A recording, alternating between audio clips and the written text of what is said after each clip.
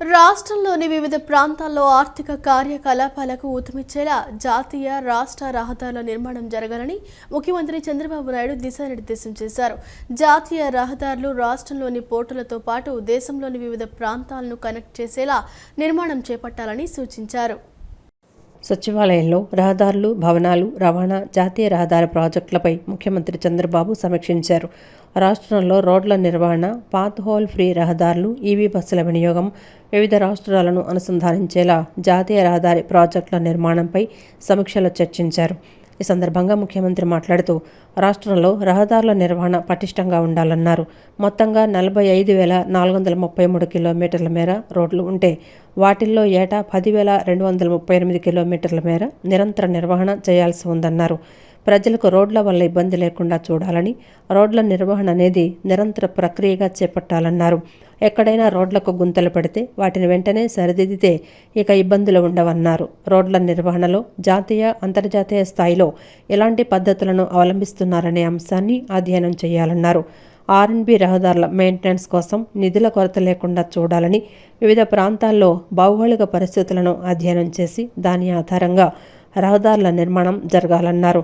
రహదారి నిర్వహణకు ప్రామాణికతను నిర్దేశించాలని, స్థానికంగా భౌగోళిక పరిస్థితులు, వాతావరణ అంశాలను పరిగణలోకి తీసుకొని రోడ్ల నిర్వహణలో చర్యలు చేపట్టాలన్నారు. రైతులకు ఇబ్బంది లేకుండా విద్యుత్ సరఫరా చేయాలని సీఎం ఆదేశించారని గొట్టిపాటి రవికుమార్ అన్నారు. గుణదల విద్యుత్ సౌత్లో AP central power distribution corporation limited నూతన కార్యాలయాన్ని మంత్రి ప్రారంభించారు. అందరి కృషి కారణంగానే విద్యుత్ శాఖకు మంచి పేరు వచ్చిందని, ఛార్జీలు పెంచకూడదన్నారు.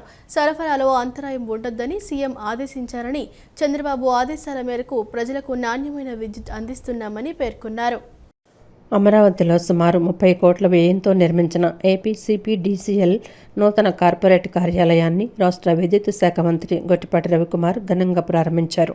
ఈ సందర్భంగా ఆయన మాట్లాడుతూ ముఖ్యమంత్రి ఆశయ సాధన దిశగా విద్యుత్ శాఖ ఉద్యోగులు అంకిత భావంతో పనిచేయడం హర్షణీయమని, వారి నిరంతర కృషి వల్లే శాఖకు మంచి పేరు వచ్చిందని ప్రశంసించారు. ముఖ్యంగా వరదల సమయంలో రాత్రి పగలు తేడా లేకుండా శ్రమించి విద్యుత్ సరఫరాను పునరుద్ధరించిన తీరును ఆయన ప్రత్యేకంగా అభినందించారు.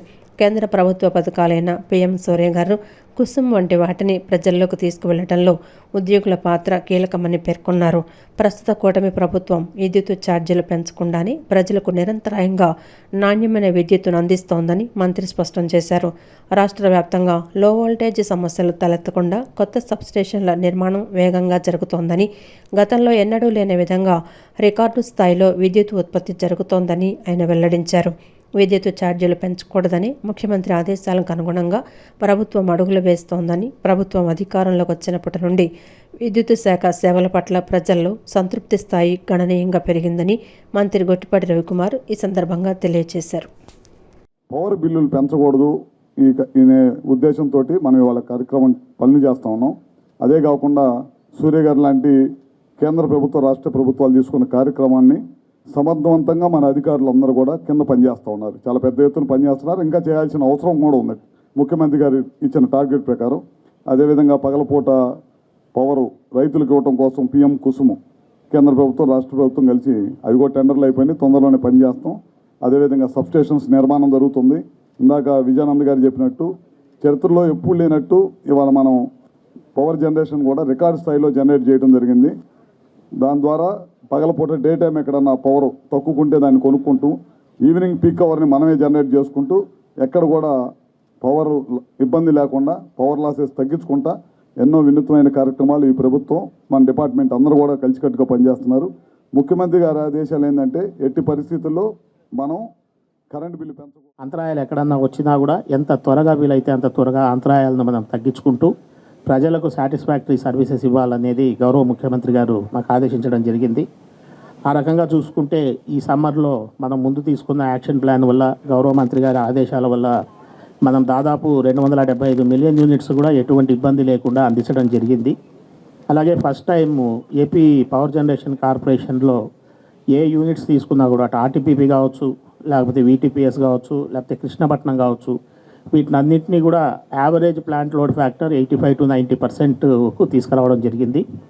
కొన్ని యూనిట్స్ అయితే టెస్ట్ చేయడానికి చూస్తే దాదాపు 105% PLF కూడా తీసుకెళ్ళి అందులో స్టెబిలైజ్ చేయడం కూడా జరిగింది.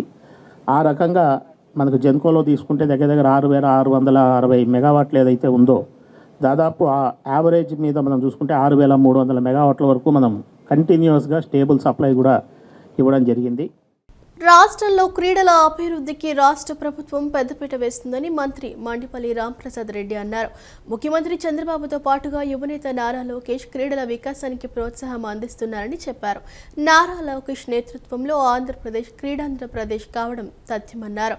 విజయవాడకు ఎంతో ఎమోషన్ అయిన ఐజీఎంసీ స్టేడియం గత ప్రభుత్వ పాలనలో 5 సంవత్సరాలుగా నిర్లక్ష్యానికి గురైందన్నారు. ప్రస్తుతం ఎంపీ కేశినేని చిన్ని నాయకత్వం మున్సిపల్ అడ్మినిస్ట్రేషన్ శాప్ సమన్వయంతో స్టేడియం అభివృద్ధికి జీవో తీసుకురావడం జరిగిందని తెలిపారు. సుమారు 160 కోట్ల రూపాయలు ఖర్చు 3 దశల్లో స్టేడియంను అభివృద్ధి చేయనున్నట్లు తెలిపారు. విజయవాడ ఇందిరాగాంధీ స్టేడియంలో ఖేలో ఇండియా నిధులు 19 కోట్లతో చేయనున్న అభివృద్ధి పనులకు నేడు శంకుస్థాపన చేశారు.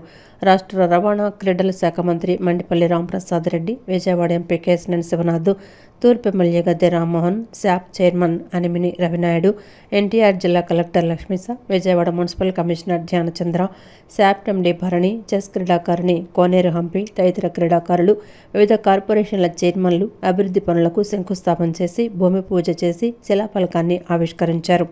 అనంతరం సభా కార్యక్రమాన్ని జ్యోతి ప్రజ్వలన చేసి ప్రారంభించారు. ఈ సందర్భంగా మంత్రి రాంప్రసాద్ రెడ్డి మాట్లాడుతూ రాష్ట్రంలో క్రీడల అభివృద్ధికి రాష్ట్ర ప్రభుత్వం పెద్దపీట వేస్తోందన్నారు. ముఖ్యమంత్రి చంద్రబాబుతో పాటుగా యువనేత నారా లోకేష్ క్రీడల వికాసానికి ప్రోత్సాహం అందిస్తున్నారని చెప్పారు. నారా లోకేష్ నేతృత్వంలో ఆంధ్రప్రదేశ్ క్రీడాంధ్రప్రదేశ్ కావటం తథ్యమన్నారు. విజయవాడకు ఎంతో ఎమోషన్ అయిన ఐజీఎంసీ స్టేడియం గత ప్రభుత్వ పాలనలో 5 సంవత్సరాలుగా నిర్లక్ష్యానికి గురైందన్నారు. ప్రస్తుతం ఎంపీ కేశినేని చిన్ని నాయకత్వం మున్సిపల్ అడ్మినిస్ట్రేషన్ శాప్ సమన్వయంతో స్టేడియం అభివృద్ధికి జీవో తీసుకురావడం జరిగిందని తెలిపారు. ఈ స్టేడియం అభివృద్ధి కోసం ఖేలో ఇండియా ద్వారా 20 కోట్ల రూపాయలు, శాప్ ద్వారా 20 కోట్ల రూపాయలు, మున్సిపల్ అడ్మినిస్ట్రేషన్ ద్వారా రాష్ట్ర ప్రభుత్వం సుమారు 160 కోట్ల రూపాయలు ఖర్చు 3 దశల్లో చేయనుందని తెలిపారు. విజయవాడ స్టేడియం అభివృద్ధితో పాటుగా ఆంధ్ర క్రికెట్ అసోసియేషన్ అధ్యక్షులుగా రాష్ట్రంలో క్రీడల వికాసానికి ఎంపీ కేశినేని శివనాథ్ చేసిన కృషి అపూర్వమని కొనియాడారు. రాష్ట్రంలో క్రీడల అభివృద్ధి కోసం మంత్రులు, ఎంపీలు మరియు చైర్మన్లు నిరంతరం కేంద్ర మంత్రులను కలిసి ఏపీకి కావాల్సిన నిధులను సాధిస్తున్నారన్నారు.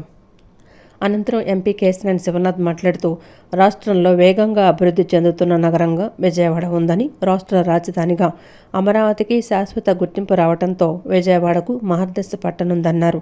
రాష్ట్ర వ్యాప్తంగా తిరుపతి ప్రాంతంతో పాటుగా విశాఖ, తిరుపతి, విజయవాడ నగరాల్లో క్రీడా వసతులు మెరుగవుతున్నాయని చెప్పారు. అమరావతిలో 2,500 ఎకరాల్లో భారీ స్పోర్ట్స్ సిటీని నిర్మించాలని సీఎం చంద్రబాబు కృతనిశ్చయంతో ఉన్నారని, స్పోర్ట్స్ యూనివర్సిటీ కూడా ఏర్పాటు కానుందని తెలిపారు.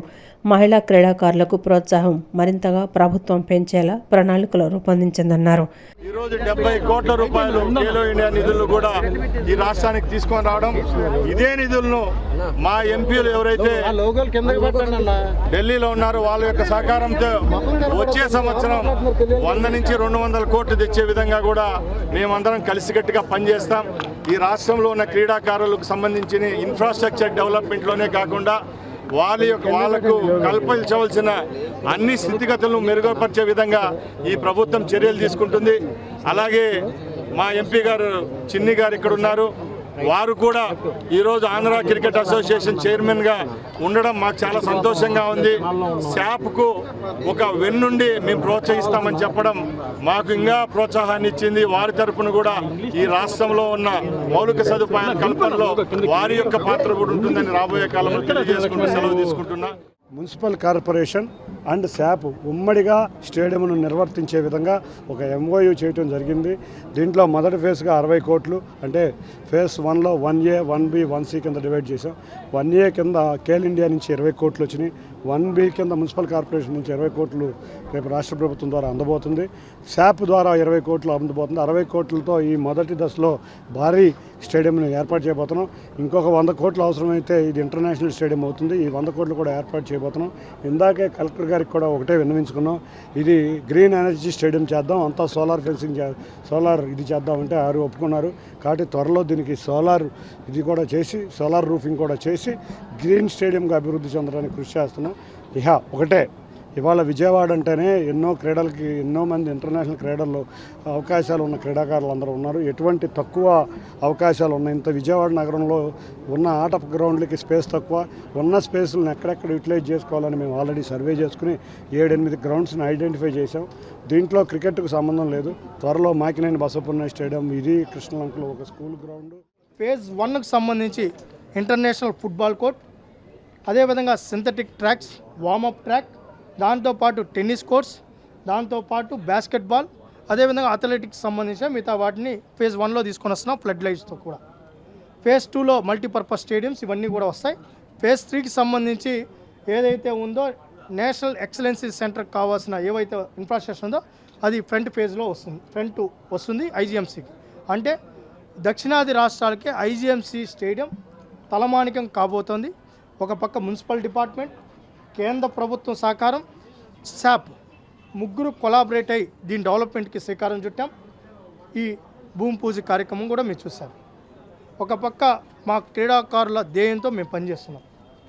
ఏదేమైనప్పటికీ ఐజీఎంసీ రూపురేఖలు మారుతున్నాయంటే ఈరోజు విజయవాడ ప్రజలందరూ కూడా ఆనందం వ్యక్తం చేస్తున్నారు, క్రీడాకారులు ఆనందం వ్యక్తం చేస్తున్నారు, అసోసియేషన్స్ ఆనందం వ్యక్తం చేస్తున్నారు, మీడియా ఆనందం వ్యక్తం చేస్తుంది కూడా తెలియజేసుకుంటూ ఇదో సూపర్. ఇంటర్నేషనల్ స్పోర్ట్స్ ఆడాలనే వాళ్ళకి ఇది ఒక అసెట్ లాగా మారబోతోంది. ఇక్కడ ఒక మంచి కార్యక్రమాన్ని మన జిల్లాకు తీసుకొచ్చిన ప్రభుత్వానికి ప్రతి ఒక్కరికి ఆ పేరున ధన్యవాదాలు తెలియజేసుకుంటూ, సో దీనికి ఇప్పుడైతే నెక్స్ట్ ఎగ్జిక్యూటివ్ ఏజెన్సీ అలాగే స్పోర్ట్స్ అథారిటీ ఆఫ్ ఆంధ్రప్రదేశ్ ఆధ్వర్యంలో జరగబోతుందో ప్రాపర్గా దీన్ని మానిటర్ చేసుకొని ఒక టైం లైన్ పెట్టుకొని వితిన్ టైం కంప్లీట్ చేసి, సో ఇదే వేదిక మీదుగా కొన్ని రోజులే వితిన్ 6 to 7 monthsలోనే ఈ గ్రౌండ్స్ని కూడా ఇనాగ్రేట్ చేయాలని సందర్భంగా తెలియజేసుకుంటూ ఈ కార్యక్రమాన్ని ఇంత ఘనంగా నిర్వహిస్తూ, సో ఇంత చక్కగా ఈ ఫౌండేషన్కి వచ్చిన ప్రతి ఒక్కరికి పేరున ధన్యవాదాలు తెలియజేసుకుంటూ, స్పోర్ట్స్ చైర్మన్ అయినటువంటి కూడా అనేకమైన విధాలుగా తన యొక్క శక్తిని, తన యువశక్తిని అంతా కూడా ఉపయోగించి చక్కటి కార్యక్రమాలతో ముందుకు వెళ్తూ ఉన్నారు.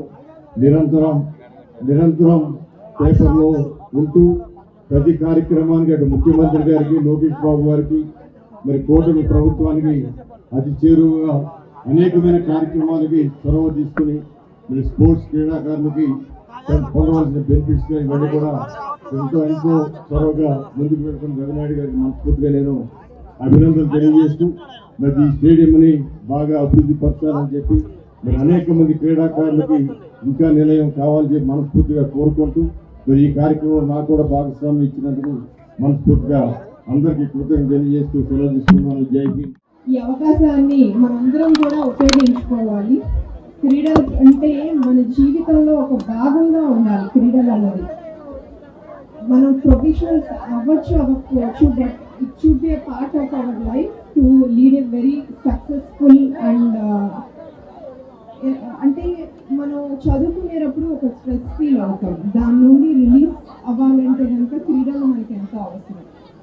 సో ఎవ్రీడే ఒక 1 hour అయినా కానీ ఏదో ఒక ఫిజికల్ యాక్టివిటీ చేయటం అనేది చాలా ముఖ్యం.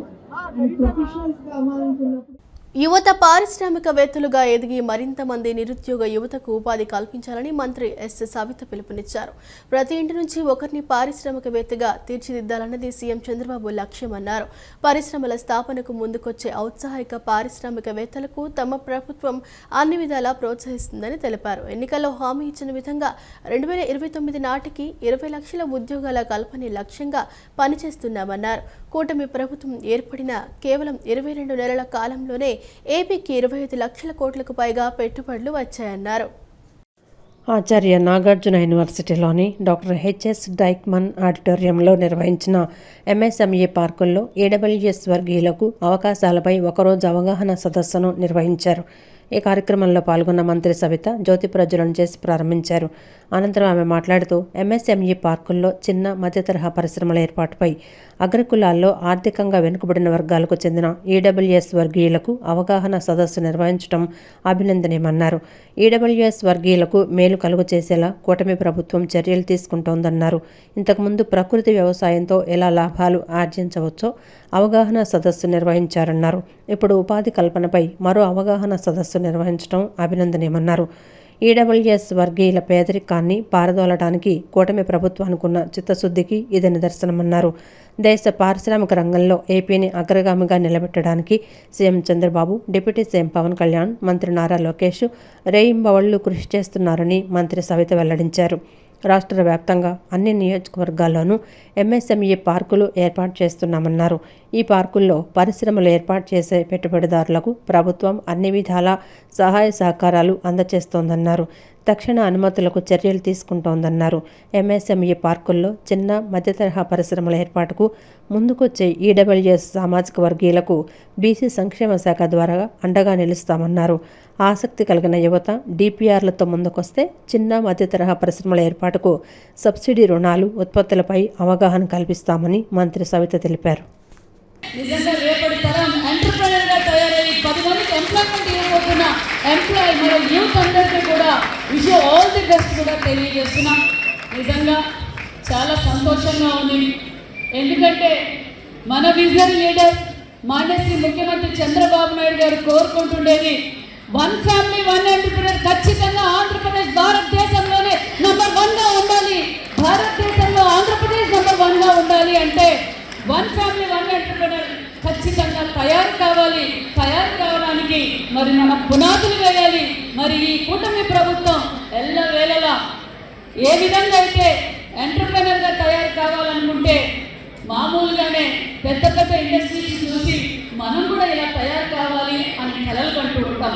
ఆ కళలు నెరవేర్చుకోవాలి అంటే మరి కూటమి ప్రభుత్వం మీకు సహకరిస్తుంది. కాబట్టి మీరు ప్రతి ఒక్కరూ ఎందుకు ఈ సభ పెట్టాం, ఎందుకు ఈ వర్క్షాప్ పెట్టామన్న అవగాహన మీకు కల్పించాలన్న ఉద్దేశంతోనే మరి ఇలాంటి నిర్ణయం తీసుకున్నామన్న విషయం తెలియజేస్తున్నాం. మరి వేదిక ముందున్న ఇండస్ట్రీస్ విజయవాడ నగర అభివృద్ధి పట్ల ముఖ్యమంత్రి చంద్రబాబుకు ఎంతో చిత్తశుద్ధి ఉందని ఎమ్మెల్యే గద్దె రామ్మోహన్ పేర్కొన్నారు.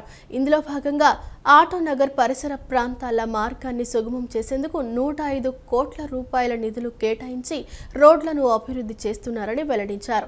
రానున్న రోజుల్లో ఆటోనగర్ ప్రాంతానికి ఎటువంటి ఆటంకాలు లేకుండా లారీలు కూడా వచ్చే అవకాశం ఉందని ఎమ్మెల్యే తెలిపారు. నియోజకవర్గ పర్యటనలో భాగంగా 3వ division Sitaramanagar diamond valley apartment ఏరియాలో ప్రజా సమస్యలపై శాసనసభ్యులు గద్దె రామ్మోహన్ పర్యటించారు. ఈ సందర్భంగా సీసీ రోడ్డు నిర్మాణానికి శంకుస్థాపన చేశారు. అనంతరం ఎమ్మెల్యే మాట్లాడుతూ చంద్రబాబుకు విజయవాడ పట్ల ఎంతో చిత్తశుద్ధి ఉందన్నారు. ఆసియాలోనే అతిపెద్దదైన ఆటోనగర్ ప్రాంతానికి అనుసంధానంగా ఉన్న రోడ్లను 105 కోట్ల మేర రూపాయలతో అభివృద్ధి చేయనున్నట్లు వెల్లడించారు. బల్లంవారి వీధి రోడ్డు అభివృద్ధితో ఆటోనగర్ పరిసర కాలనీలకు మార్గం సుగమం అవుతుందని చెప్పారు. 3వ division Sitaramanagar diamond valley apartment ఏరియాలో అనేక అపార్ట్మెంట్లు వస్తున్నాయని చెప్పారు. 20 లక్షల రూపాయల మేర నిధులతో సీసీ రోడ్డును నిర్మిస్తున్నామని తెలిపారు. కార్పొరేషన్ ద్వారా నిధులతో ఈ రోడ్డును నిర్మిస్తున్నామని చెప్పారు. రానున్న కాలంలో ఈ ప్రాంతం ఎంతగానో అభివృద్ధి చెందుతుందని ఆకాంక్షించారు. అంతేకాకుండా ఎటు వెళ్ళాలన్నా కూడా మార్గం సుగమం అవుతుంది. ఇటు మచిలీపట్నం ఇటు వెళ్ళాలంటే అనేకమైన పెద్ద పెద్ద రోడ్లు ఏర్పాటు జరుగుతోంది. ఈ కాలనీలకి, ఆటోనగర్కి, ఈ కాలనీలకి ఉపయోగపడే ఆ రోడ్లు 6-7 నెలలు పూర్తయితే ఈ ప్రాంతం యొక్క రూపురేఖలు కూడా మారుతాయి. ఇంకా అనేకమైన రోడ్లు చిన్న చిన్న వేసుకోవాల్సిన అవసరం ఉంది. ఇవాళ ఈ రోజున 20 లక్షలతో ఒక సిమెంట్ రోడ్ని, ఎందుకంటే ఎంత అపార్ట్మెంట్లు నూతనంగా ఆక్యుపేషన్ అవుతూ ఉన్నాయి. అందువల్ల సిమెంట్ రోడ్ ఏర్పాటు చేసుకోవడానికి 20 లక్షల రూపాయలు ఇవ్వడం జరిగింది. అంతేకాకుండా ఇక్కడ ప్రతి ఒక్క రోడ్డుకి పబ్లిక్ కాంట్రిబ్యూషన్ లేకుండా గవర్నమెంటే రోడ్లకు ఇచ్చే విధంగా, నేను గతంలో డబ్బు లేనప్పుడు కాంట్రిబ్యూషన్ అడిగేవాళ్ళం, కానీ వాళ్ళు అట్లాంటి అవసరం లేకుండానే కార్పొరేషన్ ద్వారానే ఈ నిధులు, ఇంకా అవసరమైతే చంద్రబాబు గారు ప్రత్యేకమైన నిధులు తీసుకొచ్చైనా అన్ని రోడ్లు పూర్తి చేస్తామని తెలియజేస్తాం. ఏబిఎన్ రాధాకృష్ణ వైసీపీ మహిళలపై చేసిన అభ్యంతరకర వ్యాఖ్యలను మాజీ మంత్రి పేర్ని నాని ఖండించారు. జగన్ నుంచి మావిగన్ ప్రతిపాదన రాగానే కూటమి ప్రభుత్వానికి భయం పట్టుకుందని, మావిగన్ను అడ్డుకోవాలనే ప్రయత్నంతోనే చంద్రబాబు ఏబిఎన్ రాధాకృష్ణ అనే అస్త్రాన్ని వాడుతున్నారని ఆరోపించారు. అమరావతి పేరుతో జరుగుతున్న దోపిడీ ఆపాలని, మరో 100 ఏళ్లు పూర్తయిన రాజధాని అమరావతి నిర్మాణం పూర్తి కాదని జోస్యం చెప్పారు. ఏబిఎన్ రాధాకృష్ణ అభ్యంతరకర వ్యాఖ్యలపై ఏపీ వ్యాప్తంగా ఆందోళన కార్యక్రమాలు కొనసాగుతున్నాయి. పోలీసు యంత్రాంగం అడ్డుకునే ప్రయత్నాలు కొనసాగుతున్నప్పటికీ వైఎస్ఆర్సీపీ శ్రేణులు మాత్రం నిరసనలు కొనసాగిస్తున్నాయి. ఈ క్రమంలో నేడు ముస్తాబాద్లోని ఏబిఎన్ ఆంధ్రజ్యోతి కార్యాలయం వద్ద జరిగిన నిరసనల్లో మాజీ మంత్రి పేర్ని నాని, వెల్లంపల్లి శ్రీనివాసు, దేవినేని అవినాష్, మల్లాది విష్ణు తదితరులు పాల్గొని మాట్లాడారు. రాధాకృష్ణ బరితెగించాడని, కాంట్రాక్టర్లకు బిల్లులు ఇప్పించి డబ్బు దండుకుంటున్నాడన్నారు. రాధాకృష్ణది దమ్మున్న ఛానల్ అయితే వాస్తవాలు ఒప్పుకోవాలన్నారు. చంద్రబాబు గురించి నీకు తెలుసని, అమరావతిలో నీ బ్యాచ్ ఎంత డబ్బు పెట్టారో చెప్పాలని ప్రశ్నించారు. జగన్ నుంచి మావిగన్ ప్రతిపాదన రాగానే మీకు భయం పట్టుకుందా అని అన్నారు. రాష్ట్ర ప్రజలు అప్పుల పాలవ్వకూడదని, అమరావతి పేరుతో దోపిడీ ఆపాలన్నారు. 100 ఏళ్లైనా అమరావతి పూర్తి కాదని ఉద్ఘాటించారు.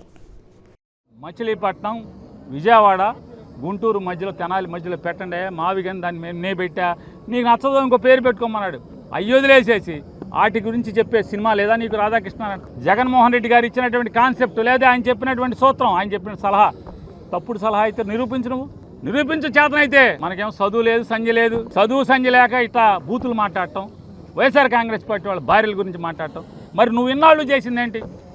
మొత్తం నువ్వు కానీ, లేదా ఈనాడు వాళ్ళు కానీ, లేదా తెలుగుదేశం పార్టీ వాళ్ళు కానీ ఇప్పటికి వాళ్ళ భార్యలకి ఎన్ని సంబంధాలు ఎత్తికారని అడుగుతున్నాను. నేను మాట్లాడట్లా, నీ బట్టే, నువ్వు మాట్లాడిన దాన్ని బట్టి అడుగుతున్నాను రాధాకృష్ణ.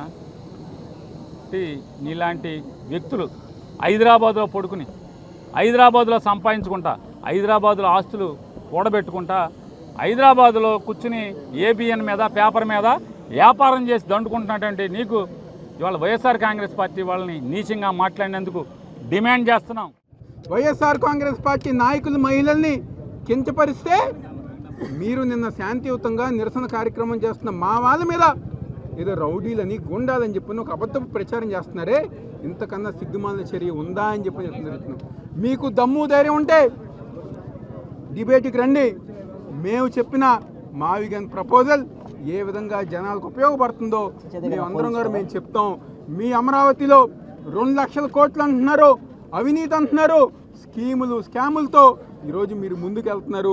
అవన్నీ గారు ప్రజల ముందు నిలబెట్టే బాధ్యత మేము తీసుకుంటాం అని ఈ సందర్భంగా చెప్తూ, వెంటనే రాధాకృష్ణ కానివ్వండి, చంద్రబాబు నాయుడు, పవన్ కళ్యాణ్, లోకేష్ క్షమాపణ చెప్పాలని చెప్పని మేము అందరం గారు డిమాండ్. మహిళలను తిడుతుంటే సంతోషపడుతున్నారా? మహిళలను అవమానిస్తే సంతోషపడుతున్నారా? రాధాకృష్ణ, నీకు కౌంట్డౌన్ బాగా స్టార్ట్ అయింది.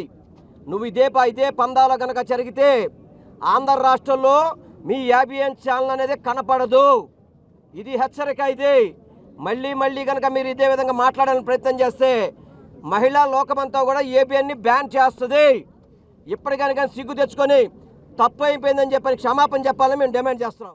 రాజకీయాల్లో కొందరు స్వార్థపరులు రాష్ట్రాన్ని విడదీసి తెలుగుదేశం పార్టీని దెబ్బతీసి చంద్రబాబు ఉనికిని లేకుండా చేయాలని కుట్రలు బెడిసికొట్టాయని శాసనమండలి మాజీ చైర్మన్, ప్రభుత్వ సలహాదారులు ఎంఏ షరీఫ్ అన్నారు. శాసనమండలిలో వైసీపీ 3 రాజధానుల బిల్లు ప్రవేశపెట్టిన సమయంలో పూర్తిగా ప్రతిఘటించినట్లు గుర్తు చేశారు. 1 టౌన్ పశ్చిమ నియోజకవర్గం గణపతిరావు రోడ్డు ఎంపీ క్యాంపు కార్యాలయం నందు పార్టీ నియోజకవర్గ విస్తృత స్థాయి సమావేశాన్ని నిర్వహించారు. ఈ కార్యక్రమానికి ముఖ్య అతిథిగా శాసనమండలి మాజీ చైర్మన్, ప్రభుత్వ సలహాదారులు ఎంఏ షరీఫ్ హాజరయ్యారు. పశ్చిమ నియోజకవర్గంలోని ఎంపీ క్యాంపు కార్యాలయానికి విచ్చేయుచున్నారు. పశ్చిమ నియోజకవర్గంలో టీడీపీ బలోపేతంపై నాయకులు, కార్యకర్తలతో మాట్లాడతారు. రాష్ట్ర విభజన అనంతరం నెలకొన్న పరిస్థితులు, అమరావతి రాజధాని కౌన్సిల్ బిల్లును ఏ విధంగా అడ్డుకున్నారో పార్టీ శ్రేణులకు వివరించారు. తెలుగు మాట్లాడే ప్రజలను రాజకీయాల్లో కొందరు స్వార్థపరులు రాష్ట్రాన్ని విడదీసి తెలుగుదేశం పార్టీని దెబ్బతీసి చంద్రబాబు ఉనికిని లేకుండా చేయాలని కుట్రలు బెడిసి కొట్టాయన్నారు. టీఆర్ఎస్, వైసీపీ 2 పార్టీలు సోనియా గాంధీతో చేతులు కలిపి రాష్ట్రాలను విడగొట్టి చంద్రబాబు నాయుడును బలహీనపరచాలని చూశారు.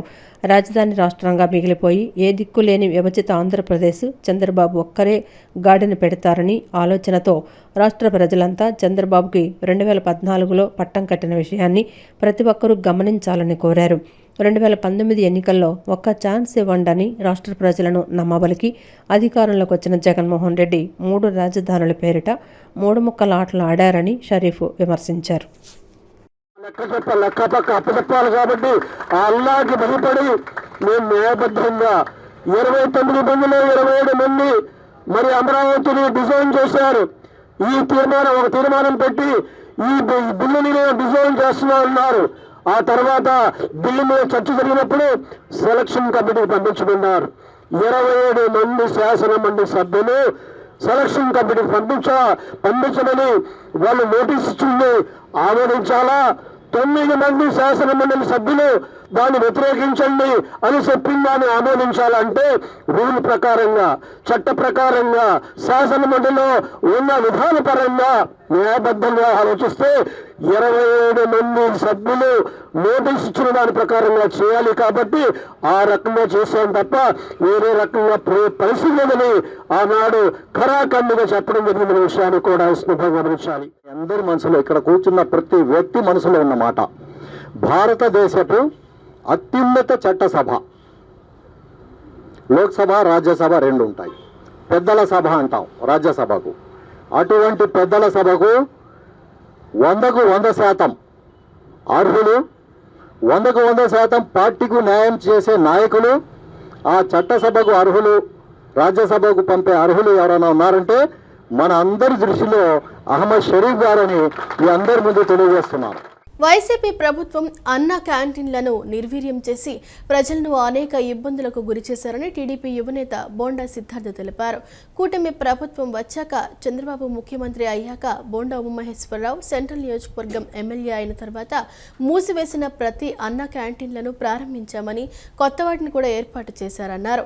ప్రజలకు కేవలం 5 రూపాయలకే ఉదయం అల్పాహారం, మధ్యాహ్నం రాత్రి భోజనం అందించడం జరుగుతోందన్నారు. విజయవాడ సెంట్రల్ నియోజకవర్గం 27వ డివిజన్ గులాబీ తోట సామమూర్తి రోడ్లో ఏర్పాటు చేసిన అన్నా క్యాంటీన్ను టీడీపీ యువనేత బోండా సిద్ధార్థ సందర్శించారు.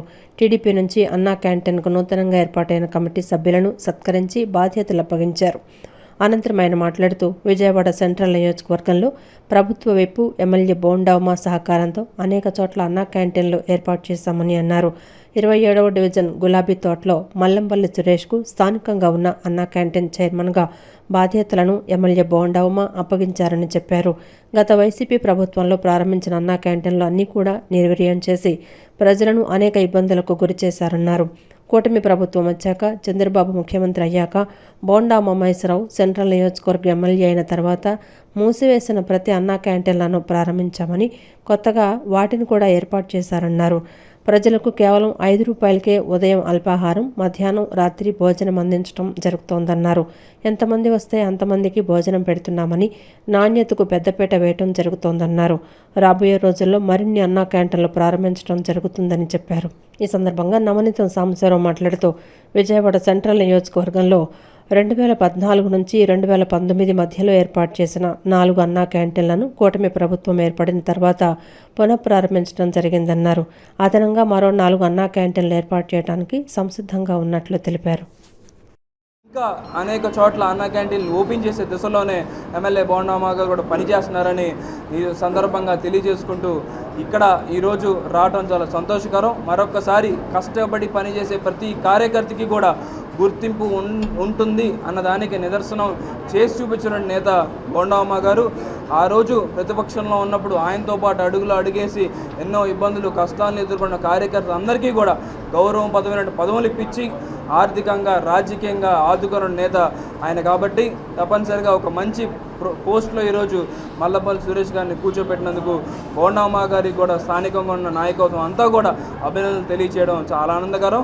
రానున్న రోజుల్లో కూడా ఇదే విధంగా ముందుకెళ్తాం, ప్రజలకు దగ్గరగా ఉంటామని చెప్పి మరొకసారి తెలియజేసుకుంటూ ఇక్కడ విచ్చేసిన ప్రతి ఒక్కరికి కూడా పేరు పేరున శుభాకాంక్షలు తెలియజేస్తాం. చివరికి బోండా ఉమామహేశ్వరరావు గారి నేతృత్వంలో బోండా ఉమామహేశ్వరరావు గారు ప్రత్యక్షంగా ఆనాడు కుప్పంలోని అన్నా క్యాంటీన్ చంద్రబాబు నాయుడు గారి నియోజకవర్గంలో పగలగొడితే ఆయన పెద్ద ఎత్తున దీక్ష చేయటం కాకుండా అన్నా క్యాంటీన్ తిరిగి ప్రారంభించమంటే బోండా ఉమామహేశ్వరరావు గారు మీద, మా మీద, అనేక మంది మీద కేసులు పెడితే ఈనాటికి కూడా వాయిదాలు తిరుగుతున్నటువంటి అంశాన్ని ఆనాటికి అరాచక జగన్మోహన్ ప్రభుత్వాన్ని గుర్తు చేస్తూ ఈనాడు పేద ప్రజానీకానికి ఆకలి తీర్చడం, పేద ప్రజానీకానికి మౌలిక సదుపాయాలు కల్పించడం, పేద ప్రజలందరికీ కూడా ప్రభుత్వ సంక్షేమ పథకాలు అందిస్తాం. నియోజకవర్గాన్ని ఇప్పటికే 22 మాసాల్లో బోండా ఉమామహేశ్వరరావు గారు 420 కోట్ల రూపాయలు పైబడి అన్ని రకాలుగా అభివృద్ధి పరిచాడంటే ఏ రకంగా అభివృద్ధి పొంతలు తొక్కుతుందో మనందరికీ కూడా అర్థమవుతున్నటువంటి విషయమే. విద్యార్థులకు చదువుల పట్ల ఆసక్తి, ఆత్మవిశ్వాసాన్ని పెంపొందించేందుకు Vijayawada 1 town, Vinchupeta KB talent school నందు ప్రతి ఏటా గ్రాడ్యుయేషన్ డే ఘనంగా నిర్వహించడం అభినందనీయమని ఓబా డివిజన్ అధ్యక్షుడు బాబురావు తెలిపారు. 16 ఏళ్ల క్రితం కేబీ టాలెంట్ విద్యా సంస్థను స్థాపించి ఎంతో మంది భావి భారత పౌరులు బంగారు భవిష్యత్తులకు బాటలు వేస్తున్నారని తెలిపారు. నగరంలోని one town Vinchipeta KB talent school నందు నిర్వహించిన గ్రాడ్యుయేషన్ డే వేడుకలు అందరినీ విశేషంగా అలరించాయి. ఈ కార్యక్రమంలో మాజీ కార్పొరేటర్ ఆదిలక్ష్మి, ఓబా డివిజన్ అధ్యక్షులు బాబు, పాఠశాల ప్రిన్సిపల్ షేక్ ఖాదర్ బాషా పాల్గొని గ్రాడ్యుయేషన్ డే వేడుకలను ప్రారంభించారు. ప్రాథమిక విద్యాభ్యాసాన్ని పూర్తి చేసుకుని ప్రైమరీ స్కూలుకు అడుగుపెట్టే ముందు విద్యార్థులు గ్రాడ్యుయేషన్ డే నిర్వహిస్తారు. గ్రాడ్యుయేషన్ గౌన్లు, టోపీలు ధరించిన చిన్నారులకు డిప్లొమాలు లేదా సర్టిఫికెట్లు ముఖ్య అతిథుల చేతుల మీదుగా అందజేశారు.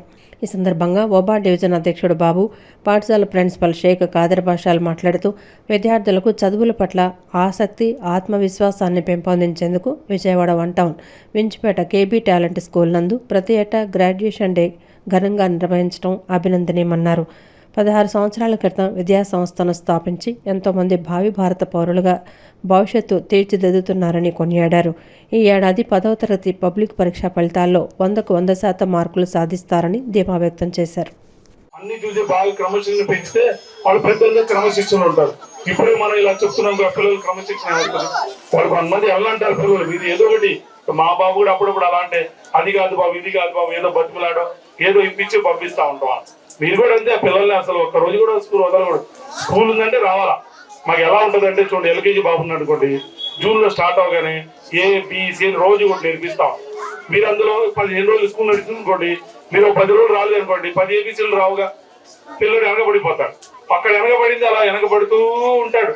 మీరు ఎన్ని క్లాసులు వెనకే ఉంటాడు. అది కష్టం. 6th 7th వచ్చినప్పుడు హుషారుగా ఉంటారు కదా, కొంతమంది కవర్ చేసుకుంటారు, కొంతమంది కవర్ చేసుకోలేరు. అందుకని రెగ్యులర్ గా పంపించండి పిల్లలు. స్కూల్ ఉందంటే వచ్చేయాలి అంతే పిల్లలు. అంతేగాని మేము అక్కడికి వెళ్ళామండి ఇక్కడికి వెళ్ళామండి మాకు అది జరిగిందండి. దేశం మొత్తం చూస్తుంటే రిజల్ట్స్ లో స్కూల్ ఫ్యామిలీ నుంచి వచ్చిన వాళ్ళే బాగా కాన్సన్ట్రేట్ చదువుతున్నారు. వాళ్ళే ఎక్కువ స్కోర్ తీసుకొస్తున్నారు. IAS ఆఫీసర్ కానీ IPS ఆఫీసర్ కూడా ఇప్పుడంతా కూడా ఒక ఆటో డ్రైవర్ పిల్లలు కానీ లేదా ఒక కూలీ పని చేసే వాళ్ళ పిల్లలు కానీ అటువంటి వాళ్ళు ఎక్కువ వస్తున్నారు. అంటే అగ్రెసివ్ గా అవుతుంది అంశం ఉంటే దాన్ని బట్టి మనకు అర్థం అవుతుంది ఏంటి ఎడ్యుకేషన్ డెవలప్మెంట్ అక్కడే ఎక్కువ కాన్సన్ట్రేట్ చేస్తున్నారు. కాబట్టి మీరు కూడా పిల్లలకి కొంత టైం ఇచ్చి ఇంటికి వచ్చాక వాళ్ళు టీవీ కాస్త చూసినా పర్లేదు కానీ సెల్ ముట్టుకోలేకండి. సెల్కి మీరు ఎంత అవాయిడ్ చేస్తే పిల్లలు అంత బాగా భవిష్యత్తు బాగుంటుంది. ఎక్కువసేపు సెల్ వాడటం వల్ల వాళ్ళు పేరెంట్స్ కూడా తిరగబడే అవకాశం ఉంటుంది. కాబట్టి మొదటి నుండే వాళ్ళకి సెల్కి వాళ్ళు అలవాటు పడలేకుండా ఆ పేరెంట్స్ కూడా జాగ్రత్త తీసుకోవాలని. బడుగు బలహీన వర్గాలకు చంద్రన్న బీమా పథకం ఆదుకుందని, ఈ పథకాన్ని మళ్లీ అమలు చేయాలని ముఖ్యమంత్రి చంద్రబాబుకు లేఖ రాసినట్లు ఏపీ లోక్ సత్తా రాష్ట్ర అధ్యక్షుడు బీశెట్టి బాబ్జీ తెలిపారు. విజయవాడ గాంధీనగర్ ప్రెస్ క్లబ్లో ఏపీ లోక్ సత్తా రాష్ట్ర అధ్యక్షుడు బీశెట్టి బాబ్జీ విలేకరుల సమావేశం నిర్వహించారు. సమావేశంలో ఆయన మాట్లాడుతూ 2017 అక్టోబర్ 2న అప్పుడు ముఖ్యమంత్రిగా ఉన్న చంద్రబాబు రాష్ట్రంలో చంద్రన్న బీమా పథకాన్ని పెట్టారని, అది అద్భుతమైన పథకమని అన్నారు. చంద్రబాబు రాజకీయ జీవితంలో ప్రజలకు 100% నిజమైన సౌకర్యం అందించే గొప్ప పథకమన్నారు.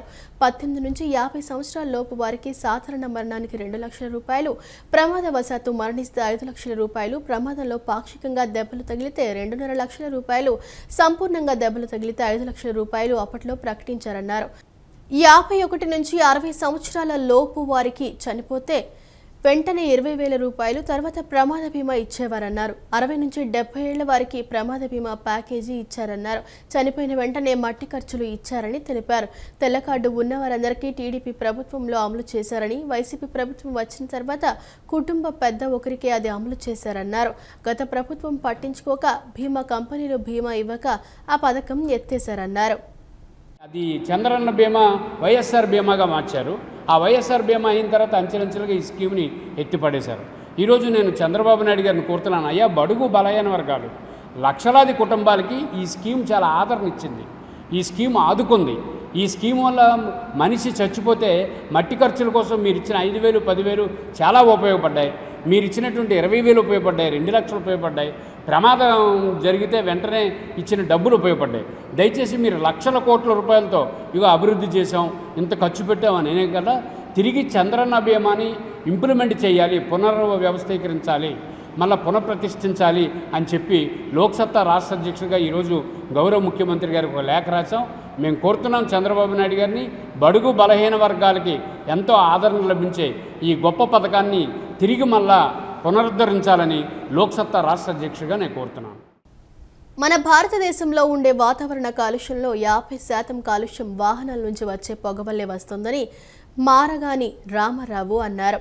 వాహన కాలుష్యాన్ని నియంత్రించేందుకు పొల్యూషన్ కంట్రోల్ యూనిట్ను తయారు చేశామని, దీనికి పేటెంట్ కూడా లభించిందన్నారు. పొల్యూషన్ కంట్రోల్ యూనిట్ ఏర్పాటు చేసుకునేందుకు 10 లక్షల రూపాయలలోపు వాహనాలకు ప్రభుత్వం సబ్సిడీ ఇవ్వాలన్నారు. ముఖ్యమంత్రి చంద్రబాబు, డిప్యూటీ సీఎం పవన్ కళ్యాణ్, మంత్రి నారా లోకేష్ కొత్త ఆవిష్కరణలు రావాలి, అప్పుడే రాష్ట్రం ముందుకు వెళ్తుంది అంటున్నారని, తాను తయారు చేసింది కూడా ఒక కొత్త ఆవిష్కరణ అని దేశంలో ఎక్కడా లేదని చెప్పారు. గాంధీనగర్లోని ప్రెస్ క్లబ్లో విలేకరుల సమావేశం నిర్వహించారు. సమావేశంలో మారగాని రామారావు మాట్లాడుతూ పొల్యూషన్ కంట్రోల్ యూనిట్ను ఆవిష్కరించాను, దీనికి పేటెంట్ కూడా లభించింది. వాహనాల ద్వారా విడుదలయ్యే పొగ గాలిలో కలవటం, ఆ గాలిని మనం పీల్చడం వల్ల ఆరోగ్యంపై ప్రభావం చూపుతుందన్నారు. మనుషులకే కాకుండా అన్ని జంతుజాలాలు, వ్యవసాయంపై ప్రభావం పడుతుందని, పర్యావరణం మొత్తానికి హాని జరుగుతుందన్నారు. పొగ నుంచి వెలువడే కాలుష్యాన్ని నివారించేందుకు పొల్యూషన్ కంట్రోల్ యూనిట్ను వాహనాల ఎగ్జాస్ట్కు బిగిస్తామని చెప్పారు. డివైస్లో ఉండే రసాయనాలు, పొగలో ఉండే కార్బన్, నైట్రేట్స్ రసాయనీకరణ జరుగుతుందన్నారు. ప్రతి ఇంజన్కు 1 సెకండుకు 5 పవర్ స్ట్రోకులు వస్తాయని, కొంత ఫ్యూయల్ ఉండిపోతుందని, ఎగ్జాస్ట్లో బయటకు వస్తుందన్నారు. అందులో ఉండేది మోనాక్సైడ్ అని, చాలా ప్రమాదకరమైనదని, తలనొప్పి, శ్వాస తీసుకోవడంలో ఇబ్బందికి కారణమవుతుందన్నారు. యూనిట్లో 90% మోనాక్సైడ్ కలెక్ట్ అవుతుందన్నారు. కార్బన్ కంటెంట్స్ అన్నీ అందులో కలెక్ట్ అవుతుందని చెప్పారు. 2-3 వేల కిలోమీటర్లకు ఒకసారి సంప్ ఓపెన్ చేస్తే అందులో నుంచి 2-3 కిలోల ముద్ద వస్తుందన్నారు. రాష్ట్రమంతా నెలకు 1 టన్ను వస్తే దాన్ని కలెక్ట్ చేసి బై ప్రోడక్ట్గా వాడవచ్చన్నారు. విశాఖపట్నంలో ఏపీ కాలుష్య నియంత్రణ మండలి సర్టిఫికేషన్ ఇచ్చిందన్నారు. విశాఖ రవాణా శాఖకిస్తే నెల రోజులు పరిశీలించి 70% కాలుష్యం తగ్గుతుందని చెప్పారన్నారు. ఆర్టీసీ వాళ్ళు అడిగితే విశాఖపట్నంలో ఒక బస్సుకు డివైస్ను పెట్టామని, 80% మోనాక్సైడ్ వచ్చిందన్నారు. 15 ఏళ్లు దాటిన వాహనాలు వినియోగించడం వల్ల వాతావరణ కాలుష్యం ఏర్పడుతుందని, వాటిని ఆపేయాలని ప్రభుత్వం చెప్తోందన్నారు.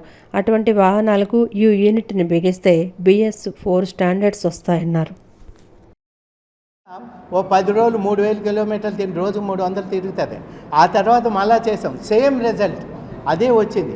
అంటే అంత అద్భుతమైన రిజల్ట్ అండి. అందులో ఇంత ముద్ద వచ్చింది. మరి ఆ ముద్ద అంతా మనం పీల్చేదే కదండి. అది కనీసం అది మనం డ్రై చేస్తే ఇంత పౌడర్ అయిపోద్ది. వెట్టగా ఉన్నది వేరు. ఇప్పుడు అదేవిధంగా మరో గొప్ప విషయం ఏంటంటే 15 నెలలు అయిపోయిన ఒక లారీలు, బస్సులు అవన్నీ పొల్యూషన్ ఎక్కువైపోయింది. ఇది నడపకూడదు, ఇంకా ఇది ఆపేయండి అంటున్నారు. అయితే ఎందుకు ఆపేయాలి? పొల్యూషను. ఈ పొల్యూషన్ ట్యాక్స్ ఎక్స్ట్రా కట్టినా సరే ఇప్పుడు ఇవ్వటం లేదు. అటువంటి వాటికి ఈ డివైజ్ చేయండి, BS4 స్టాండర్డ్ వస్తుంది. ఇది BS4, ఎందుకంటే ఇంకా అంతకన్నా ఎక్కువ కూడా రావచ్చు. ఆ తర్వాత ఇప్పుడు భారతదేశంలోనండి అన్ని BS6లే రావాలా, ఇంకా BS4 లేవు, 5 లేదే లేదు. ఆయుష్ హాస్పిటల్స్ వైద్య బృందం ఒక అరుదైన సంక్లిష్టమైన శస్త్రచికిత్సను విజయవంతంగా పూర్తి చేసినట్లు ఆసుపత్రి managing director, chief of cardiology doctor Gopalakrishna తెలిపారు. రోగి సంరక్షణ, వైద్య నైపుణ్యంలో ఒక ముఖ్యమైన మైలురాయిని సాధించామన్నారు. అయోర్టిక్ ఆర్చ్ ఎన్యూరిజంతో బాధపడుతున్న 70 ఏళ్ల లోపు రోగికి అత్యాధునిక హైబ్రిడ్ విధానం ద్వారా చికిత్స అందించారన్నారు. అయోర్టిక్ ఆర్చ్ ఎన్యూరిజంతో బాధపడుతున్న 70 ఏళ్లలోపు రోగికి ఆయుష్ ఆసుపత్రిలో అత్యాధునిక హైబ్రిడ్ విధానం ద్వారా చికిత్స అందించారు. చికిత్స విజయవంతమైన సందర్భంగా ఆసుపత్రి managing director, chief of cardiology doctor Gopalakrishna, cardiology HOD doctor PSS Chowdary, cardiologist doctor Raghuram మరియు anaesthesia chief doctor Ramesh Babu, cardiothoracic సర్జన్లు డాక్టర్ శ్రీనివాస సాయి, డాక్టర్ సాయి పవన్ విలేకరుల సమావేశం నిర్వహించారు. సమావేశంలో వారు మాట్లాడుతూ అయోర్టిక్ ఆర్చ్ ఎన్యూరిజంతో ఆయుష్ ఆసుపత్రిలో చేరిన 70 ఏళ్లలోపు రోగికి అత్యాధునిక ఇమేజింగ్ పరీక్షలు నిర్వహించిన అనంతరం ఈ హైబ్రిడ్ ప్రక్రియను ప్లాన్ చేయడం జరిగిందన్నారు. డాక్టర్ సాయి పవన్ మరియు కార్డియోథొరాసిక్ మరియు వాస్కులర్ సర్జరీ విభాగం అయోర్టిక్ డీప్ బ్రాంచింగ్ సర్జరీ నిర్వహించిందని తెలిపారు. థొరాసిక్ ఎండోవాస్కులర్ అయోర్టిక్ రిపేర్ గ్రాఫ్టింగ్ను ఇంటర్వెన్షనల్ కార్డియాలజీ విభాగం చేపట్టిందన్నారు. ప్రత్యేక స్ట్రక్చరల్ కార్డియాలజీలో ట్రైనింగ్ తీసుకున్న డాక్టర్ రఘురామ్ దానిని చాలా నిక్షిప్త విధానంతో నిర్వహించారని చెప్పారు. హైబ్రిడ్ విధానం వల్ల సాధారణ శస్త్రచికిత్సలతో పోలిస్తే ఈ విధానం వల్ల అనేక ప్రయోజనాలున్నాయని, రోగులు త్వరగా కోలుకుంటారన్నారు. ఈ ప్రక్రియలో రక్తం నష్టం చాలా తక్కువగా ఉంటుందన్నారు. వృద్ధులు మరియు ఇతర ఆరోగ్య సమస్యలున్న వారికి ఇది ఒక ఉత్తమ మార్గమని పేర్కొన్నారు. పాశ్చాత్య దేశాలలో ఇది సాధారణ పద్ధతి అయినప్పటికీ భారతదేశంలో గత కొన్నేళ్లుగా మాత్రమే అమల్లోకి వచ్చిందని తెలిపారు. ముఖ్యంగా ఆంధ్రప్రదేశ్ రాష్ట్రంలో ఇప్పటివరకు ఇలాంటి కేసులు చాలా తక్కువగా నమోదయ్యాయన్నారు. ప్రాంతీయ వైద్య రంగంలో ఇది ఒక అరుదైన మైలురాయిగా నిలిచిందని తెలిపారు. దీనిలో ఇక్కడ మామూలు స్టెంట్లో కనుక ఎట్లా మెటల్ ఉంటుందో ఈ మెష్ లాగా కనపడేది మెటల్, దాని లోపల ఒక పాలిమర్ ఫ్యాబ్రిక్ ఉంటుంది. ఆ ఫ్యాబ్రిక్ ఉండటం వలన మెటల్కి అటాచ్ చేసి ఈ స్టెంట్ గ్రాఫ్ట్ పెట్టిన తర్వాత మెదడుకి వెళ్ళే రక్తనాళాలకి అలాగే చేతులకు వెళ్ళే రక్తనాళాలకి అవి అనక మనం దాని మీదుగా ఆ రక్తనాళాల మీదుగా ఈ స్టెంట్ గ్రాఫ్ట్ వేసినప్పుడు వాటిలో రక్త ప్రసారం తగ్గే అవకాశం ఉంటుంది. కాబట్టి ముందుగానే హైబ్రిడ్ పద్ధతిలో సాయి పవన్ గారు డీబ్రాంచింగ్ చేయడం జరిగింది ఈ పేషెంట్కి. అటు రక్తనాళాలు ఏవైతే క్లోజ్ అయ్యే అవకాశం ఉందనేది ముందే గ్రహించి వాటికి చేయడం జరిగింది. తర్వాత ఈ కాలు రక్తనాళం ఫెమరల్ ఆర్టరీ నుంచి ఈ మామూలు స్టెంట్ల కన్నా ఈ స్టెంట్ సైజ్ ఎక్కువ ఉంటుంది. దీనికి వాడే ఆ లోపలికి పంపించే గైడ్స్, షీట్స్ ఇవన్నీ సైజ్ ఎక్కువ ఉంటాయి. కొంతమందికి కేవలం ఆయాసంగా ఉండొచ్చు, కొంతమందికి నొప్పి రావచ్చు, కొంతమందికి కేవలం దగ్గులాగా రావచ్చు, కొంతమందికి గొంతు మార్పు వస్తుంది. అది ఏదో వేరే జలుబు చేసిందిలే అని చాలామంది ఇది సమస్య అని అనుకోరు. జబ్బు నిర్ధారణ ఆలస్యం అవటం వల్ల కొంతమంది పేషెంట్స్ జబ్బు నిర్ధారణ అవ్వకుండానే ప్రాణం కోల్పోయే పరిస్థితులు కూడా ఉంటాయి.